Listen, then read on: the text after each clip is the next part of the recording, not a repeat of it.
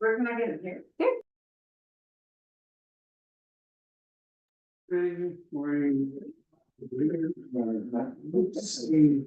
Everybody online with us. Oh, jeez. Hello. Dan said he may not make it. Jordan Hardy, no. Move this up here. Super big. You have to be like, oh, man, I'm giving it. We will call this a meeting of Castine Selectboard to 3 p.m. Thank you all for being here.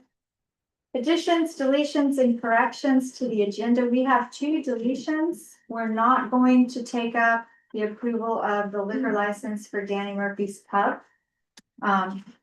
Don't worry, we'll still be good, but he just doesn't need to do it yet.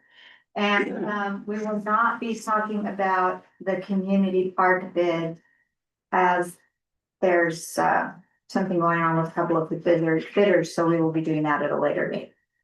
Did you have any other additions? I did not. Okay.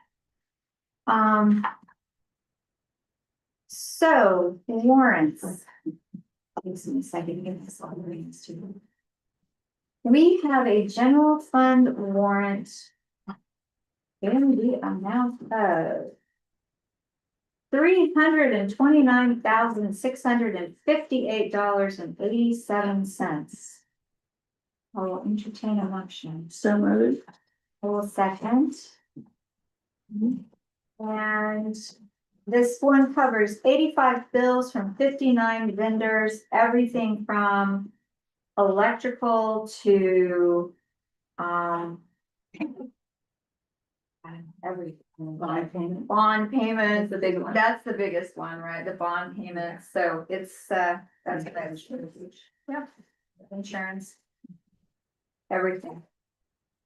Oh, all in favor? Aye. Thank you. And we have a water department warrant for $3,255.27. I will move that amount. A second. Okay. Is there any discussion? All in favor? Aye. Aye. Okay. And we have minutes for the meeting on Monday, July 7th. That was it. 1/7, But I don't think we can approve it because I wasn't here. you weren't And here, Dan's not here. and Dan's not here, so we're gonna Can have we to table those to Yeah, another okay, meeting? please. Thank you. I forgot that. I'm looking on there going, yep, you were absent. Okay. And old business. So we need to appoint, or we did appoint, or we need to appoint. No, we did all of Did them, all the, but we Barrett didn't do it. captured, yeah, said we hadn't done the road commissioner. so I will move that we appoint Derek Goodine as the road commissioner. Second? Is there any discussion? All in favor? Aye. And I'm so happy now I can go back out and do road stuff. I've been neglecting doing that now for like the last couple of weeks because I didn't have the title. I'm kidding. No, I was just joking about that. And then the other past action, MMA is having a barbecue at the Back Shore Beach on August 23rd. And at the time when we took it up, we had some questions, and so they have answered our questions. So setup will be at 9 a.m. Cleanup will be completed around 3 p.m. Dan Gardner has this so well organized. He has student groups and faculty groups to clean up. They're bringing in extra porta potties.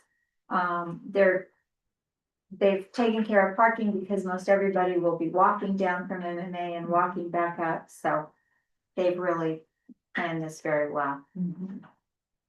And we had passed that pending getting the answers to these questions. So I think we're fine. Okay, new business.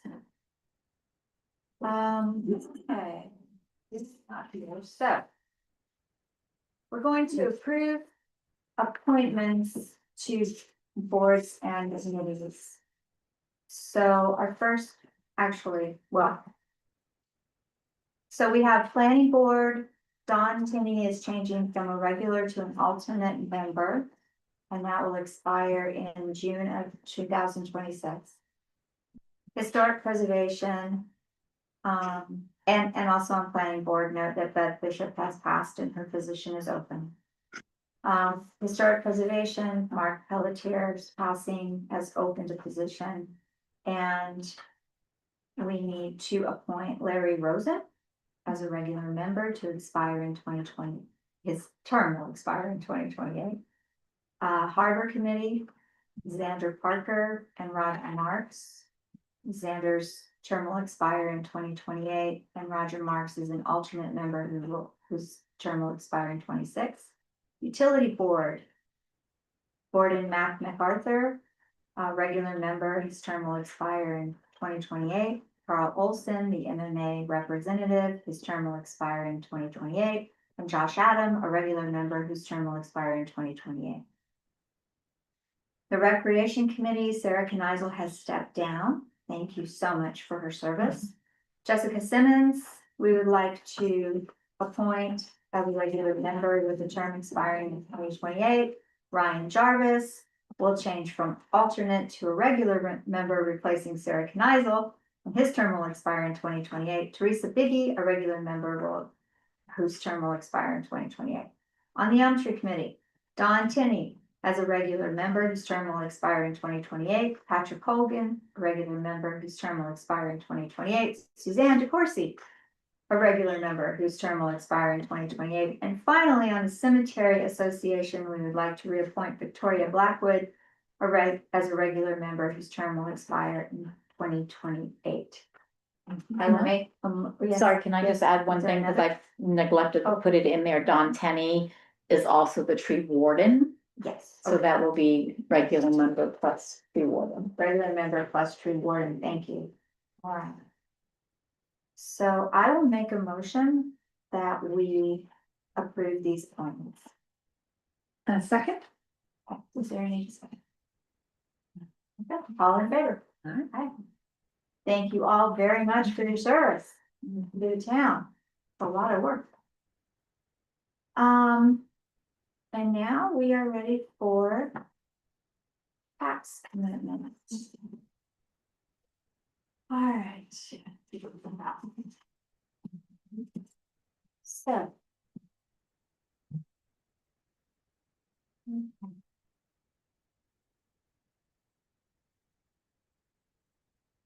Karen, would you like to say something? Sure. I think everybody should remember, hopefully everybody remembers at town meeting, and hopefully you read in the town report what was happening, what we thought would happen with the mill rate this year. My finance officer's report said that, I would expect that taxes would increase by approximately 14% if the budget was approved as written, town, school, and including the GSA. Our JD appraisal has come down and they have finished what they call their spring work, which is looking at all building permits that happened over the past year to add that assessment to it. That just finished up.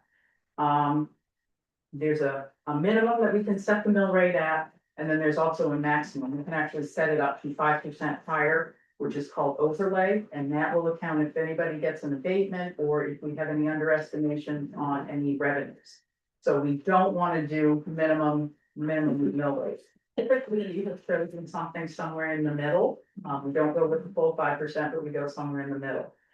So my suggestion is that the select board, it could be anywhere between 10.6 and 11. My suggestion is that the select board approve it at 10.8. That will be a 13% increase to people's tax bills, assuming they haven't had any building permits done on their property. If their property didn't change, and nobody's assessment is changing unless they had a building permit. It's not like we've done any reassessments on any basis. Thank you, that was so much more clear than I would. Okay. I have a motion. Yes, I think I'll take Karen's recommendation and move that we commit the 2020 plus taxes and set the mill rate at 10.8 on her recommendation. I'll second that motion. Is there any further discussion? I have a question. Would you repeat the number? What's the percent increase in the tax bill? It will be, this 10.8 will be a 13% increase And the average tax. in the average, right, or if you, your property, if you had no building permit last year, your tax bill will increase by 13%. If you build an addition onto your property, or if you demo part of it, then that's gonna change, but it's a 13% increase to the value. Thank you. Okay, all in favor? Aye. Thank you, Karen. All right, the town manager's report. All right, while you were doing some of that other stuff, I was abridging it, so I would not take all night. So, let's see, bid story walk we discussed, I wanna talk about having a meeting on Monday to, possibly doing that as well as some other things. Been getting some complaints about, growth along our sidewalks or esplanades, the areas between the sidewalks and the streets. Not being, maintained by some folks in town. And just a reminder that, if you have an improved lawn or hedges, that's your responsibility to, cut those back. Otherwise, the town could do it and we could actually charge the homeowner or lien their property. Something I have never done, normally sending out a notice, get somebody to do something about those areas. But we will be cutting, and we have been cutting back some other areas though. If we do it, doesn't necessarily mean we will, charge somebody or anything else, but we'd appreciate the assistance if we could. Tax bills will be going out pretty soon, and one of the things that are put in it is the rental housing sign up. And of course, you know that we are working on the rental housing ordinance to do some changes to it. But one of the things in that was pointed out to us, that some of the information isn't accurate, is the back sheet of that, which discusses the different codes, the different areas of law, and some of those laws are areas of the statutes have changed. So, and when we do a new form, I would suggest we use a more generic statement like, such regulations are, fire alarms or smoke detectors or egress, whatever. But we don't go into the details of all of those since they're ever changing. But we wanted to just put in the one sheet, the sign up sheet for now, for this year into the bill. And next year, if the new ordinance passes, then we would also have whatever that statement is, but we want to take that out. So that's something for the board just to say yes to or consent to. If you're pleased with that, Karen will take the direction. Seems like you guys don't mind if we leave that out, so we'll just put the one sheet in there. Okay. We did not unfortunately get congressionally directed spending for the fire station. I did an analytical look at what got funded, and 90% of the projects that were funded were actually funded in FY25, but they never got their grants. About 3 of 7, I think, projects were actually removed from the list of Senator Collins' list. I think 2 or 3 of those are fire stations, including Berwick or North Berwick. But 2 were added, Thomaston and some small Aroostook County town. They were way ahead of us. They actually have design plans for their fire stations. But overall, I think the dollar value of the grants was also down. So I think that had something to do with this, that 90% or so of those projects that did get funded would have been funded in FY25, but we never had a federal budget approved for appropriations. It was only a continuing resolution. So I think that had a lot to do with it. Otherwise, I think ours would have scored very high. And again, I thank Senator King for submitting our project as one of his possible projects. Let's talk about a crappier subject. Literally, I don't know who it is, but somebody around probably the 4th of July holiday or following it placed raw sewage, meaning human waste, in our transfer station bin and it was almost denied by the waste hub, and just want to put people on notice that we are looking for these bags now. And should we find out who it is, if it continues, because it could mean we can't deliver our trash anywhere because they'll refuse it. Then they would end up getting their use of our transfer station eliminated, and they would have to buy their own dumpster and deal with their own contractor. So just some info out there, whoever it was. I'm guessing it was a mistake, but dump it in your own septic tank. Flush it down your own toilet, find a pump out place that can take it, but do not put that in trash bags and put it into our at curbside or in our dumpsters at the transfer station. Can I ask a quick question about that? Yes, Are they sure it wasn't like dog stuff that people? it was human waste that I had many discussions about. Okay. Yeah. I'm guessing it probably was one of those little camping type of things, and I went, ew, I didn't want to do this. So yeah, it made quite the mess, and they had to spray it down and everything else. I actually doubted it myself, and I was called to the carpet to say, no, Derek, we are sure it came from Castine, because I said, are you sure it came from Castine? We're not talking diapers, we're talking literally like 13-gallon trash bags of just whatever, right? So you can imagine like a porta potty. I'm not putting that, right. That, it's disgusting. So anyways, Can I ask some questions about this subject? sure. No, actually, it's just I want to point out that there was a story in the Bangor Daily News a while ago, it was a town up near Old Town. Where they found the same thing. You know, people putting that up at the curb. And they went through the same thing, they had to, you know, tell people to stop and all that stuff. And I think the culprits, if you were tiny houses and people living in trailers in this, RVs in the summer. Yeah, and that's what I assume was, given it was the 4th of July holiday, I figured it could be either they did one of those little temporary 5-gallon bucket type of toilet things, or they were around for the 4th of July on somebody's property, a vacant lot or someplace, and they probably said, oh, it's waste, it goes in the trash. Well, it doesn't. Where was it, on a serious note, where was it denied that where our trash goes to? It goes to Hamden to where Fiberite was, so all of our, well, not all of our trash goes, they direct it to wherever, but they're starting to ramp up their operations to fully go in December, so they're sampling different dumpsters to see whether or not there's bulky waste and other things that will clog up their machinery. Or in this case, what they found in this one, that otherwise, I don't know if they always view it as much, but they will, because all of that now will go onto this like sorting type of thing, and that doesn't sort well, to say the least. It breaks open and creates a problem. I know it's not I was gonna make a joke, but I don't want to use the S word in the subject matter, but you know where I was going with that. Unfortunately, the Mary Wake Up Frankenstein play will not be happening at Fort Madison. I'm not sure. I reached out to see if maybe it's still happening elsewhere. I'm not sure of all the details, but we were just told that last week.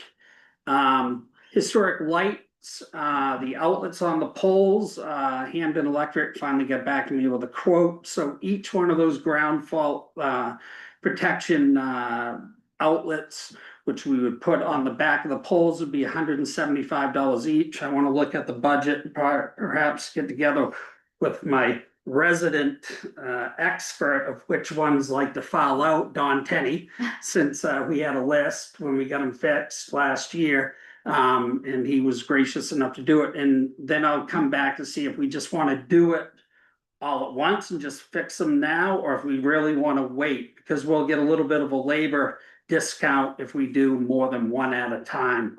I know there were one or two that were still a problem last year. Usually you'll reset it, it will work, or some didn't work at all. And I don't know how we made out by the end of winter time after the lights came off. I think there were maybe 3 or 4 Yeah, that are still playing games, so we could start with those 3 or 4, but we'll take a look at that.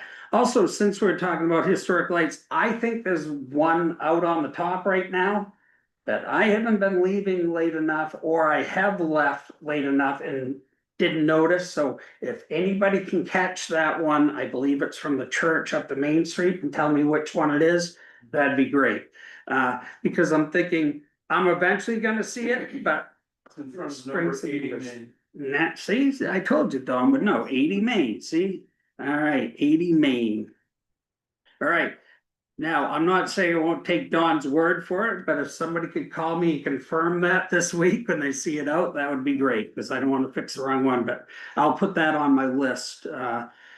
So when they come to do some of these other work, the other outlets, they could do that. Okay. Signs are for Water Street. I just sent out a plan on where we should be placing these signs to turn that one way. So that will be hopefully in the next week or so. That will be done. PFAS testing was done at the plant as well as the raw water in the 350-foot well, and all came out non-detect for PFAS chemicals.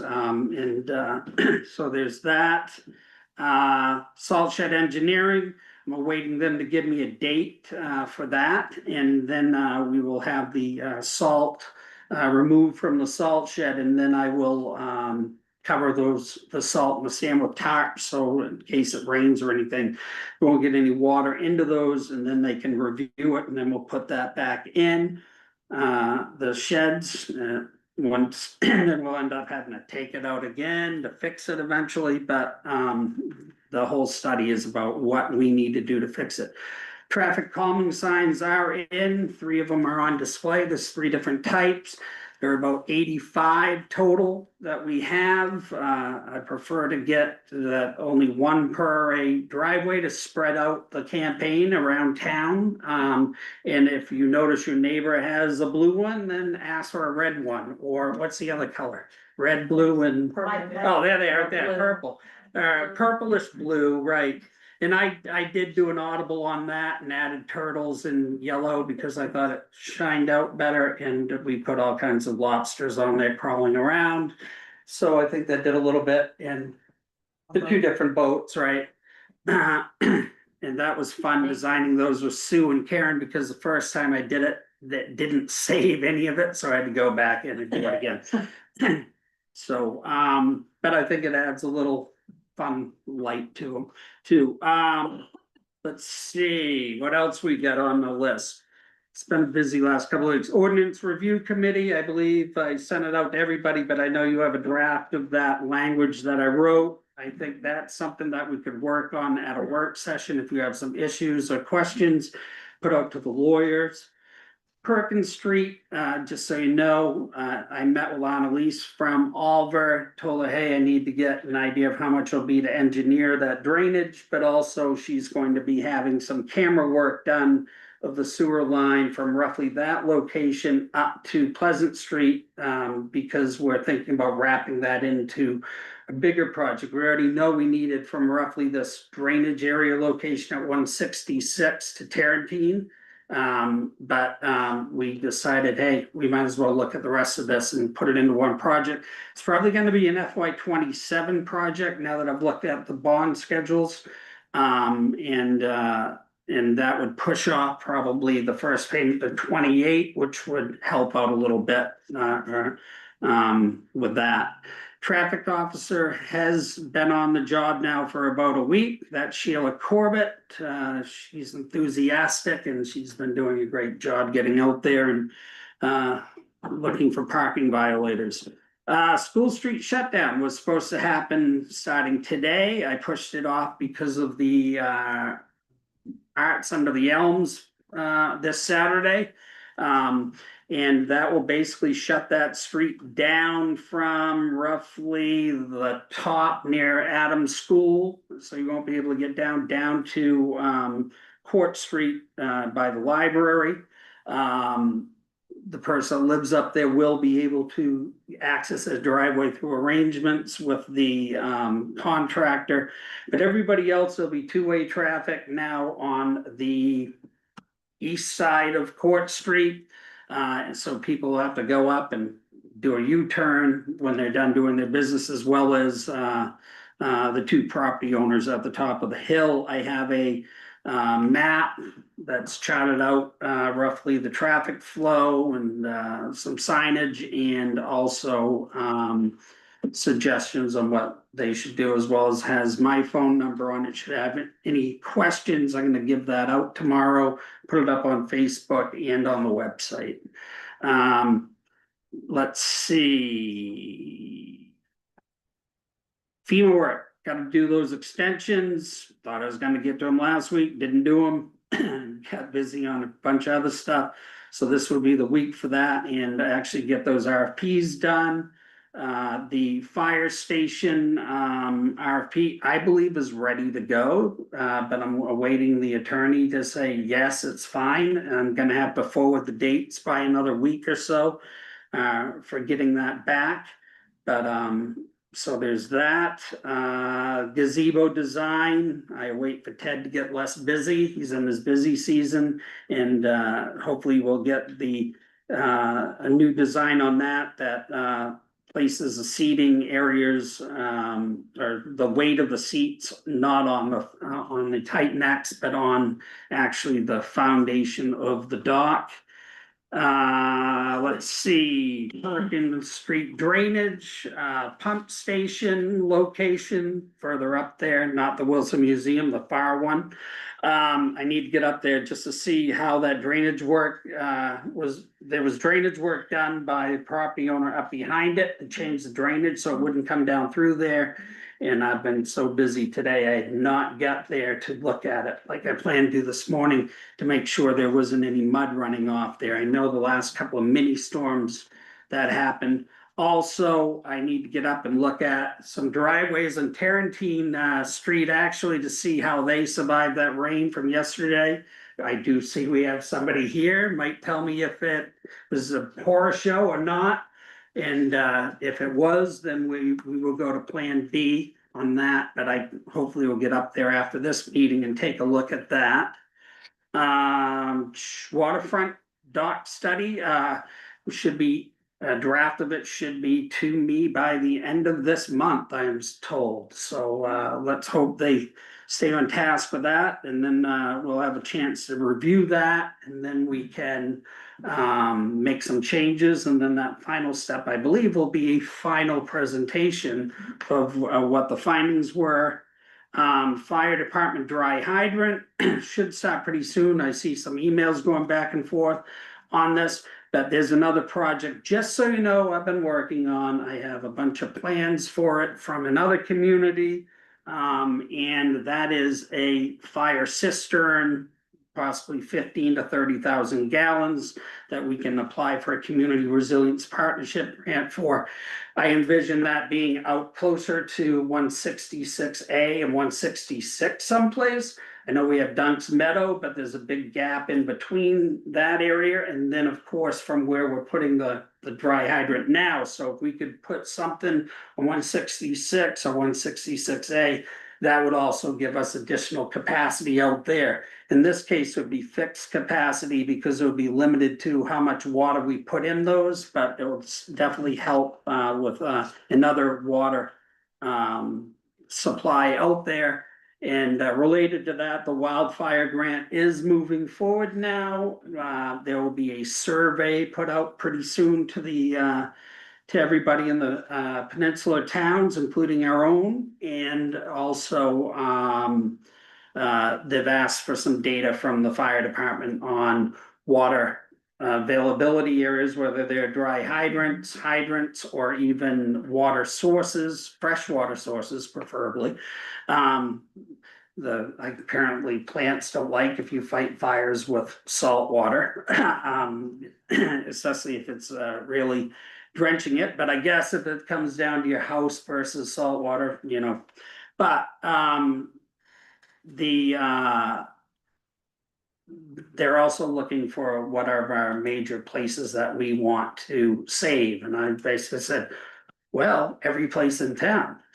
So, but it says important and, community assets that we'd like to save, so, you can imagine what those would be. Our water sources are the Dycehead Lighthouse, the transfer station.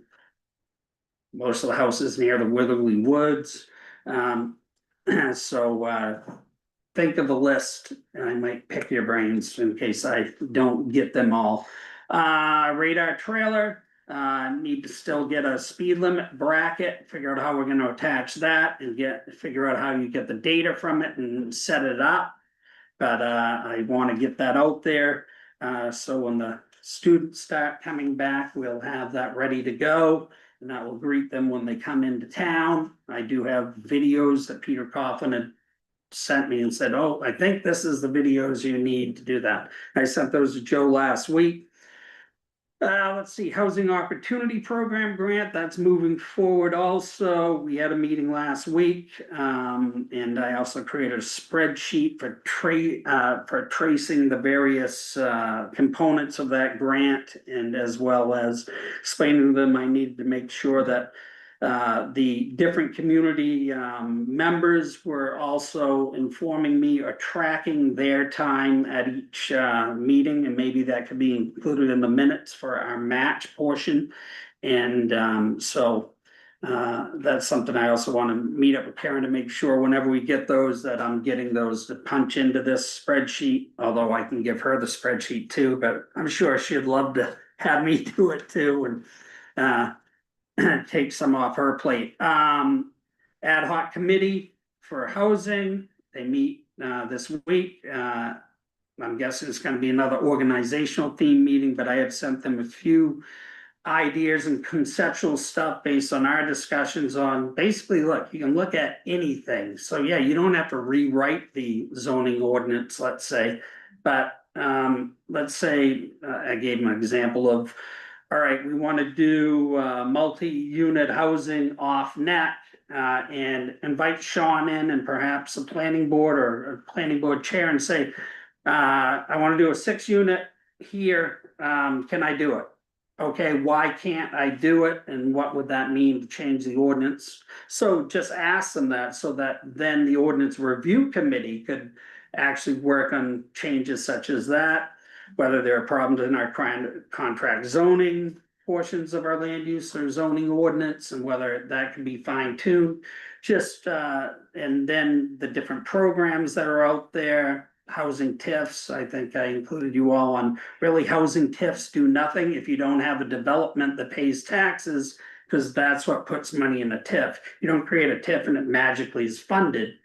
You actually cut a deal with a developer to say, if you do this, then we will do this, or we will return money because you spent money to do upgrade the water or sewer, or whatever it might be.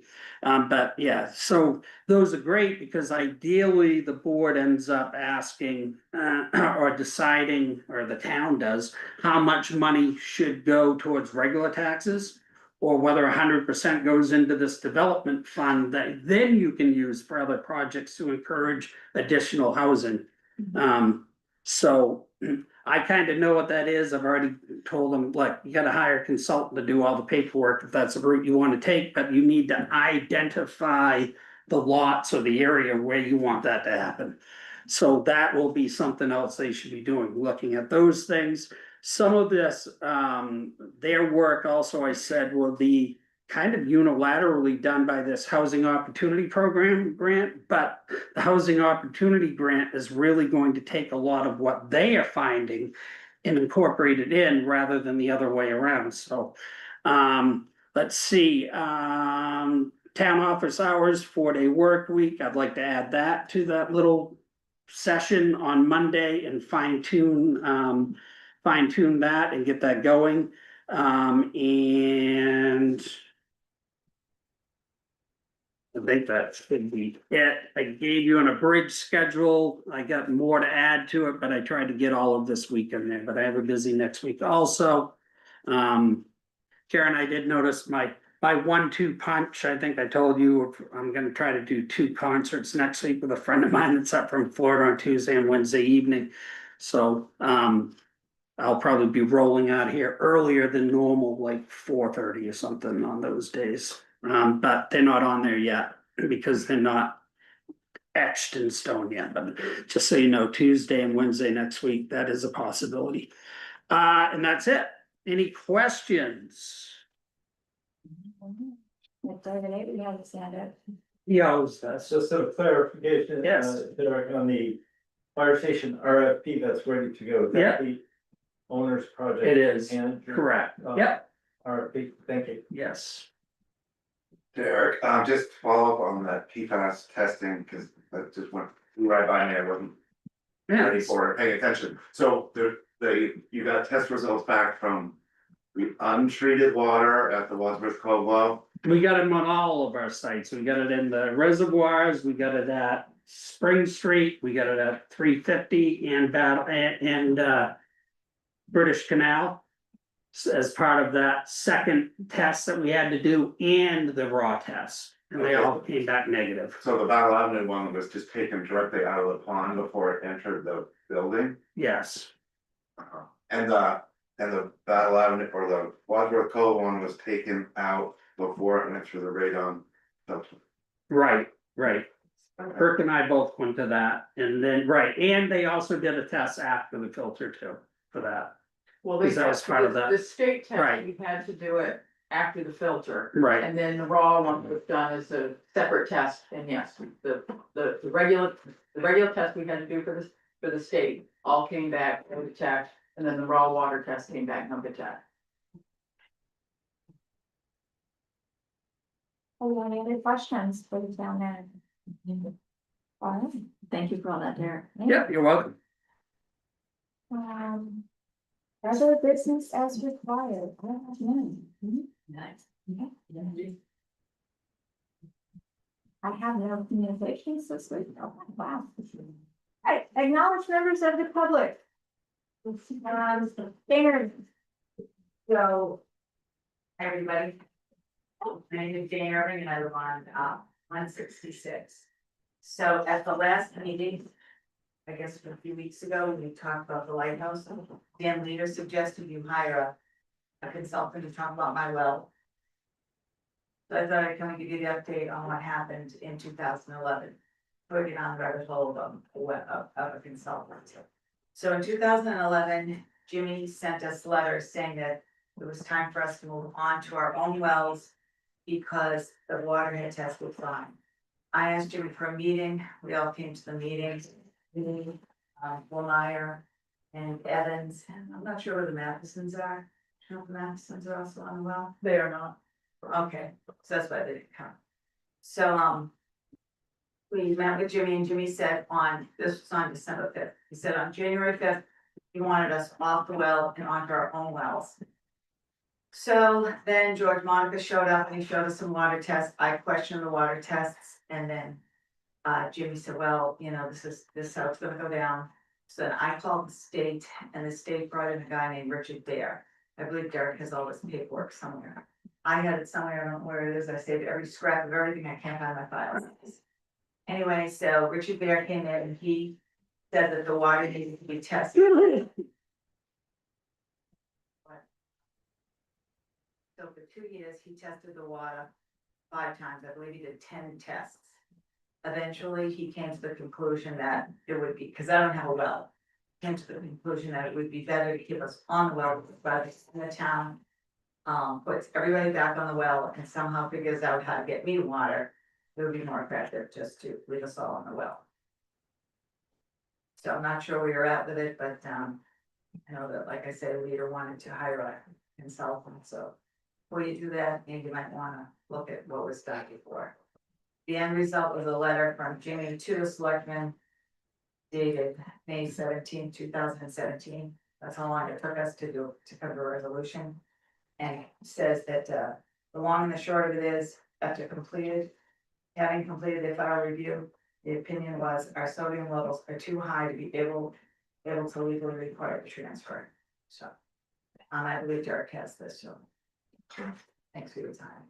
Thank you. And just related to that, I'm waiting for the DEP person to come back, cause he was gonna do PFAS testing on that anyways. And then he was supposed to have a discussion about that he had said we'd have to hire a consultant to look at this matter when the time came and when we do the testing, so Okay. I'm still waiting them. You're back. But I did meet with some of the 166 well people, because they've heard me discussing it, so, and. So Ms. Irving came in just to give you guys an update on their perspective too. Thank you. Thank you so much. Anyone else? Liz? A couple things. One is the property between Water and Perkins Street bordered by Pleasant is the old Acadia Hotel property. And both of those corners need to be trimmed back so people can see when they're driving. But the other problem is that for the first time in my memory, that property has grown up to about 3 to 4 feet and it's got a lot of the poisonous mustard in it. And I don't know. I talked to the mowers that were mowing Deirdre Deary's property and they said that they would talk to her. But she's in Spain and I talked to Keith Tenney and he doesn't do that property. But I think the town needs to look at it because it's right in the center and it does have, it's filled with that really dangerous mustard. Thank you. And the other thing is, did anybody else notice the email that we got this afternoon on the fact that Northern Light is canceling all of our Anthem Blue Cross? Mhm. I got that too. Yeah, and I don't exactly know what that means, but I'm not sure that it came I, from Northern Light. Northern Lights, if you have Anthem, which I do for my insurance, they sent a letter this afternoon and said that they have been unsuccessful. Northern Light has been unsuccessful in negotiations with Anthem to stay as a provider for Anthem. This happened once before, about 2 years ago, and then they came to a resolution right before All right. the cutoff date. I think they said September is Mhm, the cutoff September. date, so we will be hopeful. But yeah, so if they can't come to a resolution, then all of us who have Anthem will not be able to use Northern Light unless we pay. It's all. Well, is it just that we're out of network then? We're out of And network. Yeah. they bill us and then we have to send to our insurance company, is that what that? I don't know exactly how it works with the plan, but yeah, we would be out of network. So we do need to keep our eye on it. Thank you. It depends, I think, on the paperwork on what your doctor does or whatever their office does, whether or not you have to submit it or not generally, but. Yeah. Definitely means insurance costs will go up, because at least on our plan, I think out of network is only paid at like 50%, let's say, versus 100% or 80%, and the copay's usually higher. So I'm guessing they're telling people that so that they write a letter to Anthem and say, hey, what's the deal? Yeah, maybe that's what we should do, is maybe we should write a letter to Anthem. But and tell them it says, they say you should, but it'd be nice. Yeah. Lori, Hey, I'm just wondering if, for the second time this summer, I've seen Border Patrol in town, today being one of those. In the 20 years I've lived here, I've never seen Border Patrol, and I've seen them twice this summer. Including when people sailed back in from Canada, Border Patrol wouldn't even come to clear them, they had to go to Belfast to get cleared. And any reason we might know why they're in town? It's the first I'm hearing about. I've seen them the last few years occasionally, but it's not the first time. I would say the last 3 or 4 years occasionally, and it's shocking because I'm like, we're not near a border, Right. Border Patrol has been much more active in the entire state of Maine in recent months, from my understanding. I found it interesting they were down at Des's Lake, Wow. not even near their office. The first time I saw them, they were at the harbor, that was in June. There was a talk last week at the Blue Hill Library about ICE and Border Patrol being more active in Maine. That some Castine residents attended, and maybe there will at some point be a talk here about it as well. But they have been much more active, and my understanding is, and I am not completely clear on this, but my understanding is that Maine is a very special state because there's a 100-mile law, right? So 100 miles from the water or 100 miles from a border. ICE has much more leeway. They don't have as many restrictions in how they work, and so most of Maine falls within that. And so they've just, I guess, been increasing their time here. Yeah, I don't know, I know that I saw Marine Patrol running around Bucksport during Bucksport days this weekend, but. Didn't see any Border Patrol guys, but yeah, in New Hampshire, they were doing. Like roadblocks on I-93 and everybody was getting rather irritated by that because the traffic was already backed up pretty badly, and then they.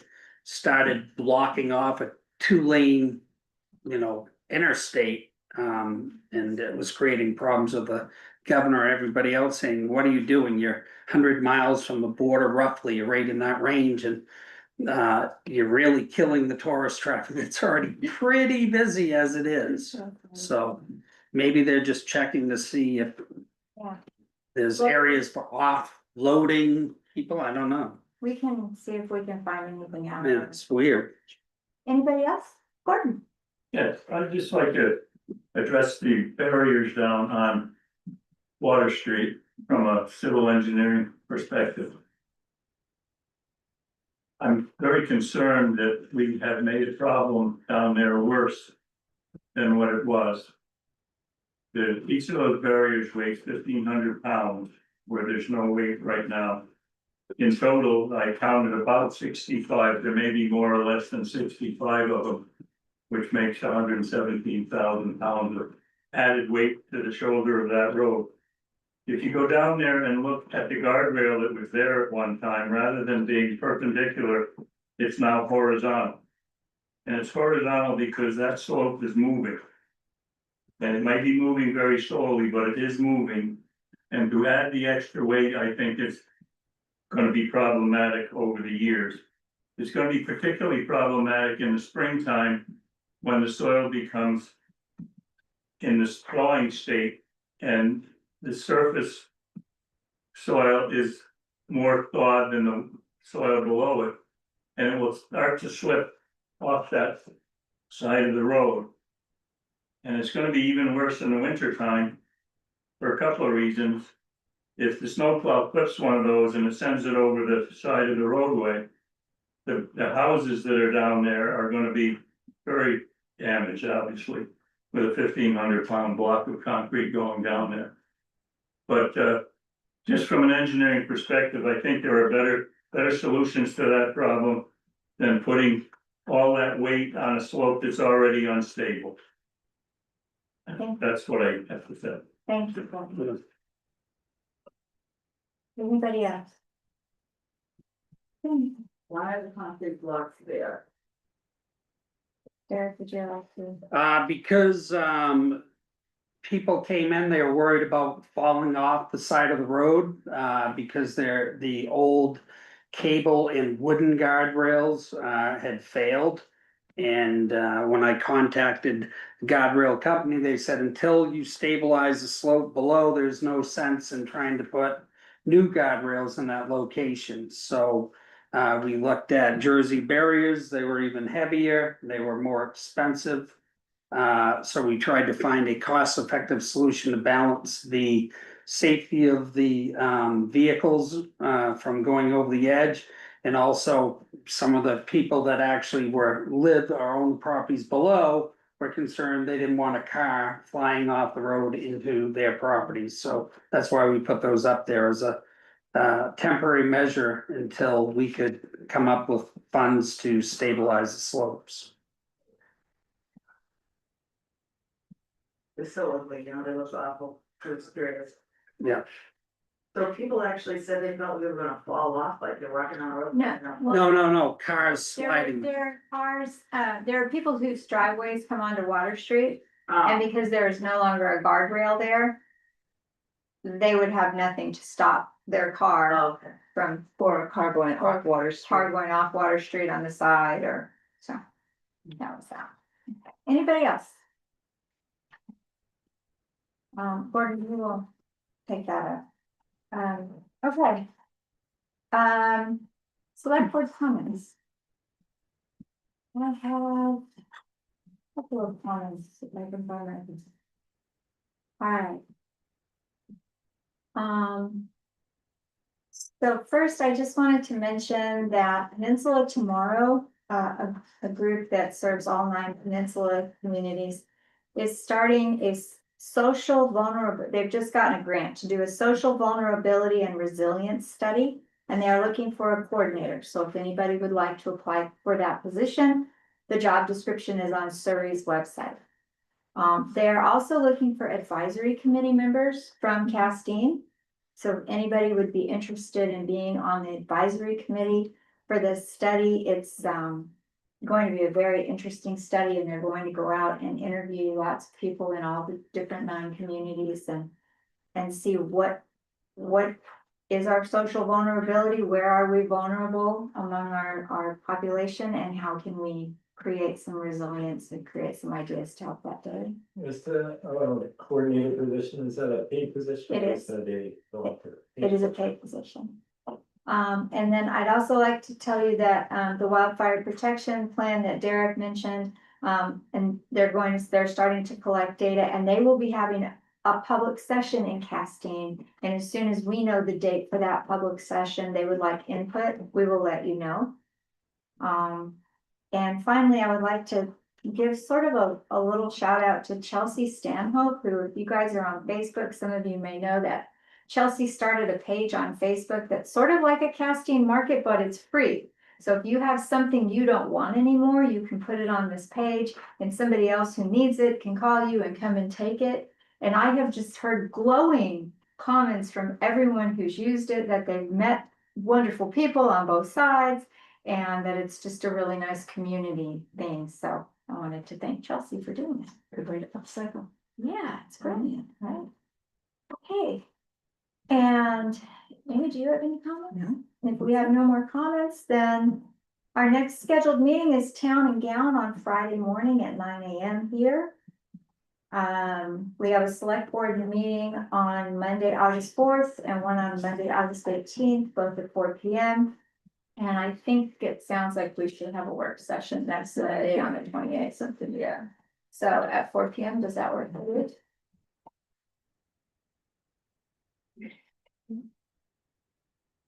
Could we have it as a dual work and decision-making Yes. type of meeting? Yes. Because I think we need to do Select both. board.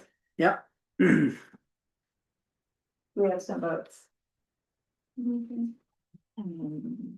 if you guys have any specific town gown agenda items, if you can email them to me this evening so I can get them to MMA.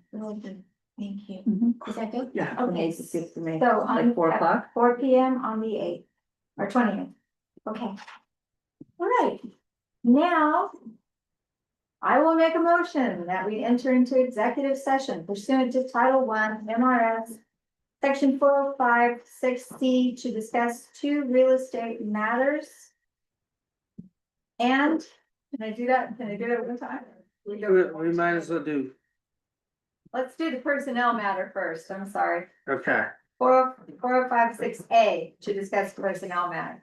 And from there, we can go together. Yeah. So moved. Second. All in favor? Thank you. All right. Thank you all for coming. I'm just gonna grab signatures before you guys go into that. It's Warren. What happens when I'm in there?